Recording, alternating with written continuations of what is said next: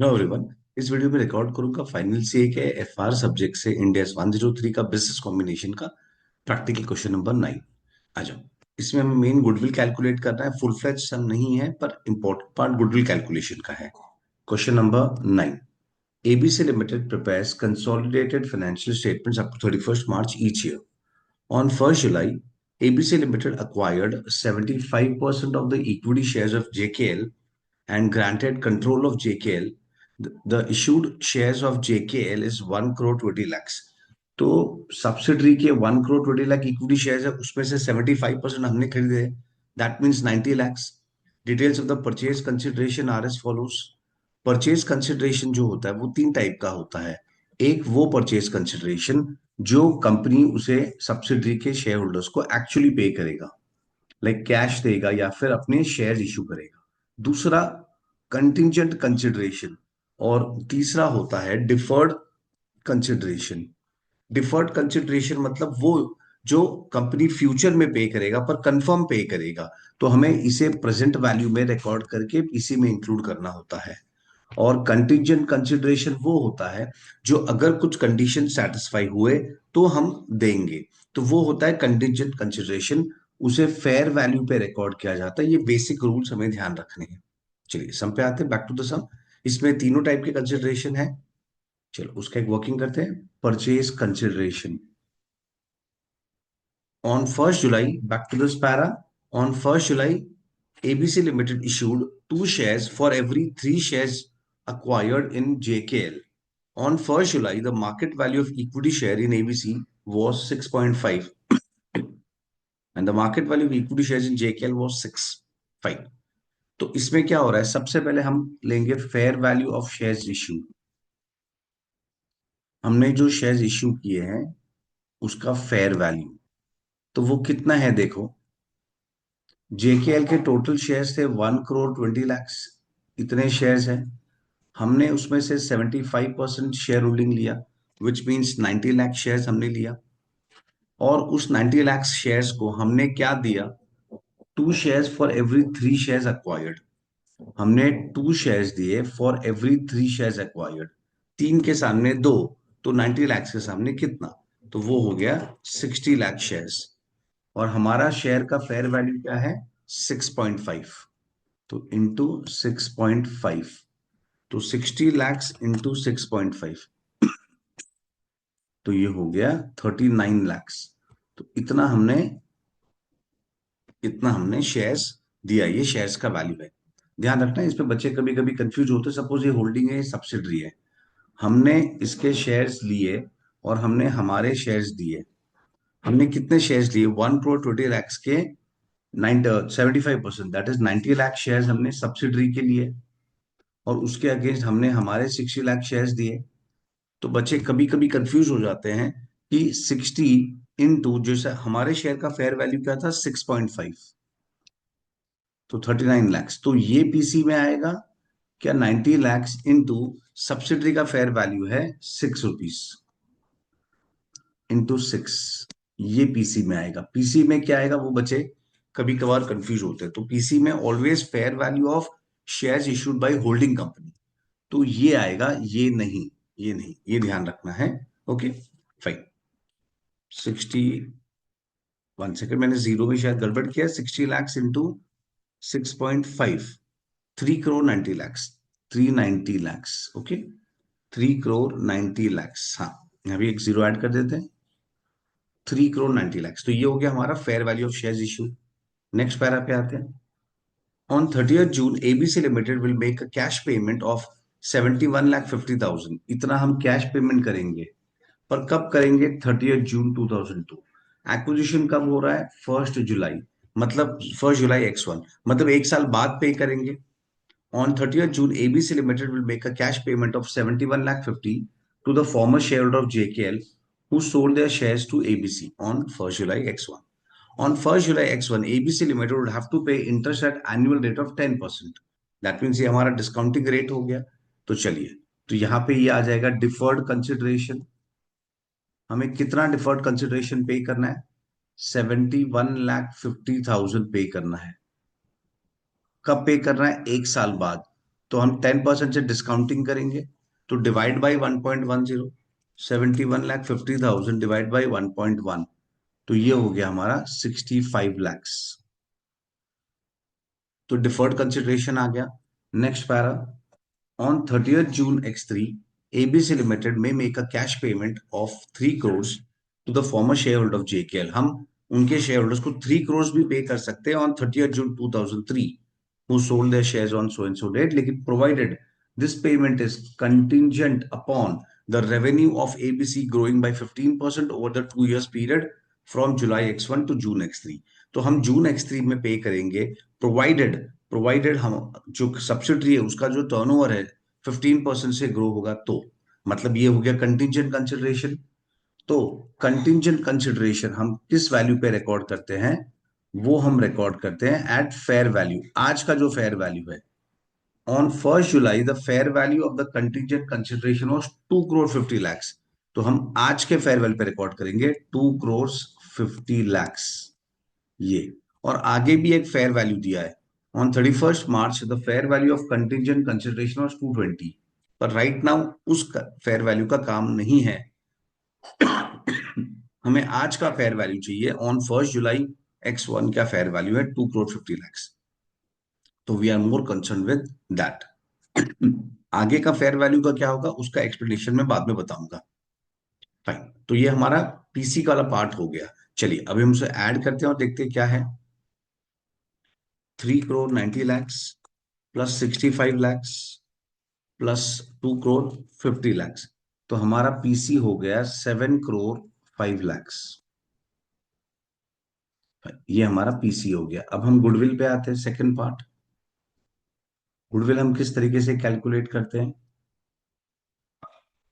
PC हमने क्या पे किया प्लस एनसीआई को हम किस वैल्यू पे टेक ओवर करेंगे, तो ये हमारा टोटल लाइबिलिटी हो गया, टोटल पेमेंट जैसे हो गया, और माइनस आइडेंटिफाइबल नेट एसेट, तो ये हमें गुडविल मिलेगा।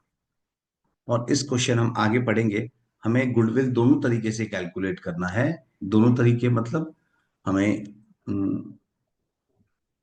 हमें गुडविल बोथ वेज से, इन द सेंस एनसीआई को फेयर वैल्यू पे लेना है और एनसीआई को फेयर वैल्यू और एनसीआई को नेट एसेट दोनों पे रिकॉर्ड करके लेना है। वो आगे लिखा है, मैं आगे पढ़ता हूँ। ये एनसीआई को हम फेयर वैल्यू पे रिकॉर्ड करते हैं और हम एनसीआई को नेट एसेट पे, आइडेंटिफाइबल नेट एसेट पे रिकॉर्ड करेंगे। इस तरीके से करेंगे। आगे रीड करते हैं जस्ट। हमें पीसी तो मिल गया 7 crore 5 lakhs, ये हमारा पीसी है, 7 crore 5 lakhs का पीसी है। आगे, on 1st July the carrying value of the identifiable net asset of JKL in the books of the company was 6 crores। carrying value 6 crores है। on 1st July X1 the fair value of the net asset is 7 crores। देखिए carrying value net asset का कितना है, 6 crores, लेकिन उसका fair value 7 crores है, तो obviously हम फेयर वैल्यू लेंगे 7 crores। लेकिन the rate of deferred tax to apply to temporary difference is 20%। अब यहाँ पे देखो, कैरिंग वैल्यू, कैरिंग अमाउंट जो है वो हम अकाउंट्स में कितना करेंगे, अकाउंट्स में कैरिंग वैल्यू हमारा 7 crores, लेकिन टैक्स बेस क्या है, टैक्स बेस अभी यहाँ पे इंडेस 12 डीटीए डीटीएल भी पिक्चर में आएगा। यहाँ पे हमारा टैक्स बेस क्या है, टैक्स बेस तो 6 crores ही होगा, उस पर कोई चेंजेस नहीं होगा, क्योंकि रिवैल्यूएशन हम टैक्स में नहीं कर सकते। तो कैरिंग अमाउंट हमने 6 crore से 7 crores कर दिया, पर टैक्स बेस 6 crores ही होगा। अज्यूमिंग कि कैरिंग अमाउंट और टैक्स बेस ओरिजिनल दोनों में 6 crores था, अकाउंट्स में भी 6 crores था, टैक्स में भी 6 crores था। हमने अकाउंट्स में उसे 7 कर दिया रिवैल्यूएशन करके, पर टैक्स में रिवैल्यूएशन इज नॉट अलाउड, तो वो 7 ही, सॉरी 6 ही रहेगा। इसका मतलब 1 crore का डिफरेंस है, 1 crore का डिफरेंस है, और इस 1 crore पर टैक्स रेट है 20%। 20%, तो ये DTA हुआ कि DTL हुआ। तो ये देखिए सिंपल लॉजिक है, टैक्स में एसेट का वैल्यू 6 crores है, विच मीन्स हम 6 crores तक का ही डेप्रिसिएशन, 6 crores तक का ही फायदा ले पाएंगे। वेरएज अकाउंट्स में 7 crores है, तो हम 7 crores तक का बेनिफिट का डेप्रिसिएशन ले पाएंगे। तो टैक्स में बेनिफिट कम है, तो फ्यूचर में टैक्स में बेनिफिट कम मिलेगा, तो टैक्स, तो प्रॉफिट ज्यादा आएगा, तो टैक्स भी ज्यादा आएगा। तो ये DTL क्रिएट हो गया हमारा, DTL 20 lakhs का। और ये हम बोलते हैं टैक्सेबल टैक्सेबल टेम्पररी डिफरेंस। एक बार मैं फिर से बताता हूं। अकाउंट्स में एसेट का वैल्यू 7 करोड़ है, मतलब हम 7 करोड़ तक का डेप्रिसिएशन लेंगे। टैक्स में 6 करोड़ है तो 6 करोड़ तक का डेप्रिसिएशन लेंगे। टैक्स में वैल्यू कम है तो डेप्रिसिएशन भी कम मिलेगा as compared to accounts. Depreciation कम मतलब प्रॉफिट ज्यादा तो टैक्स ज्यादा। तो हमें 20 करोड़ का टैक्स, हमें ज्यादा टैक्स भरना पड़ेगा तो डीटीएल क्रिएट होगा। तो 20 लाख का टैक्स पे इंपैक्ट आएगा। विच मीन्स हमारे पास नेट एसेट कितने हो गए, हमें डीटीएल क्रिएट करना है 20 लाख का। तो हमारे पास एसेट है कैरिंग अमाउंट 7 करोड़, लेकिन हमें डीटीएल क्रिएट करना है 20 लाख का। तो हमारा नेट एसेट हो गया 6.8 करोड़। ये हमारा नेट एसेट हो गया, दैट्स इट। तो यहाँ पे आते हैं, हम एसेट को रिकॉर्ड करेंगे 6 करोड़ 80 लाख पे। 6 करोड़ 80 लाख, ये हमारा नेट एसेट हो गया। आगे देखते हैं। During 9 months ended so and so, JKL had a poorer than expected operating performance. Therefore, on 31st March, it was necessary for ABC to recognize an impairment of goodwill arising on acquisition of JKL amounting to 10% of its total computed value. Compute the impairment of goodwill in the consolidated financial statement of ABC under both the methods permitted by Ind AS for the initial computation of NCI. तो NCI को दोनों तरीके से calculate करना है। Fine.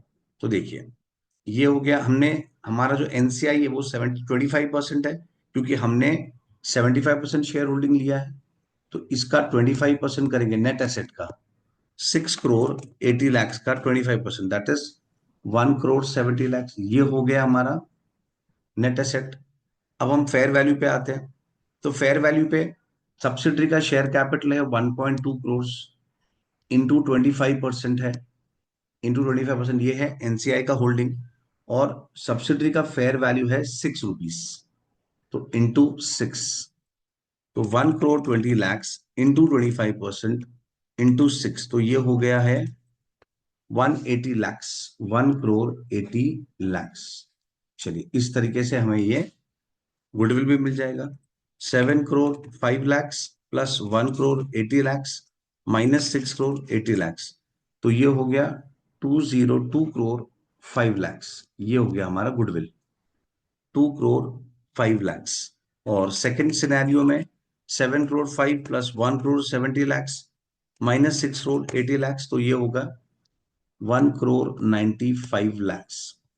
ये हो गया हमारा फाइनली गुडविल। इतना हमने एक्स्ट्रा पेमेंट किया है, दैट इज गुडविल। और गुडविल का इंपेयरमेंट कितना हुआ है वो लिखा है यहाँ पे, 10% इंपेयरमेंट हुआ है। तो स्ट्रेट अवे इंपेयरमेंट मिल गया हमें। तो इंपेयरमेंट है 10% इंपेयरमेंट लॉस। तो यहाँ पे 20,50,000 हो गया, और यहाँ पे 19,50,000 हो गया, दैट्स इट। अब ये लॉस कौन बेयर करेगा उस पर भी आ जाते हैं एक last part, then we can stop. ये लॉस कौन बेयर करेगा, होल्डिंग और सब्सिडरी। देखिए, सबसे पहले अंडरस्टैंड वन इंपॉर्टेंट थिंग। जब फेयर वैल्यू पे मैंने प्रीवियस वीडियो में बताया, एनसीआई जब फेयर वैल्यू पे मेजर होता है तो वो हमारा फुल गुडविल मेथड होता है। मतलब वो जो गुडविल मिलेगा वो होल्डिंग सब्सिडरी दोनों का होता है, होल्डिंग एनसीआई दोनों का होता है।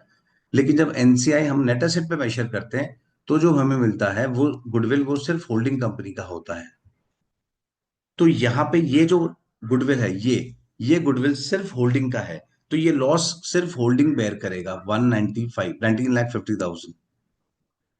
लेकिन क्योंकि ये जो है ये दोनों का है, ये फुल गुडविल है 20,50,000, तो इस केस में लॉस दोनों बेयर करेंगे। 75%, दैट इज 15,37,500, और 25% 5,12,500, दैट्स इट। आई होप ये क्वेश्चन समझ गया होगा। चलिए, I stop with this, I stop the video. चलो बाय।